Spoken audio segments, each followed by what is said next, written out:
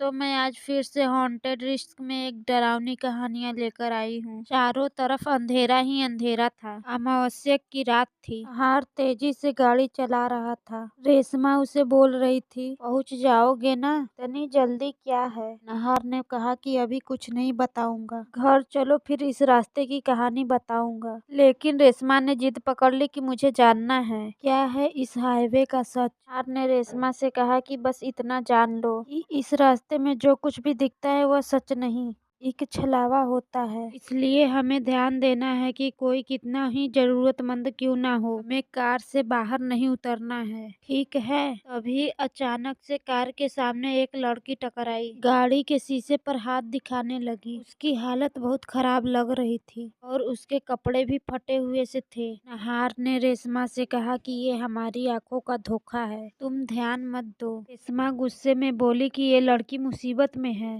तुम कैसी बात कर रहे हो? मैं सही बोल रहा हूँ, ये लड़की हमारी आंखों का धोखा है, तुम बात को समझो। हम अगर गाड़ी से उतर जाएंगे तो हमारी जान को खतरा है। मैं इस जगह के बारे में दादी से बहुत सारी कहानियां सुना हूँ। नहार ने रेशमा को समझाते हुए कहा, वो सब मुझे नहीं सुनना। तुम नहीं जा रहे हो तो मैं जा रही हूँ उस लड़की की मदद करने। गुस्से से बोलती हुई रेशमा गाड़ी से उतर गई। गाड़ी से बाहर निकलते ही वो लड़की गायब हो गई। निहार ने कहा, रेशमा जल्दी अंदर आओ। तब तक रेशमा को किसी ने दूर ढकेल दिया। आगे देखा तो वो लड़की हंस रही थी। रेशमा उठ नहीं पा रही थी। उधर निहार गाड़ी से नहीं निकल पा रहा था। लग रहा था कि कोई गाड़ी को बाहर से दबोचा हुआ है। निहार का दिमाग काम नहीं कर रहा था कि क्या करे।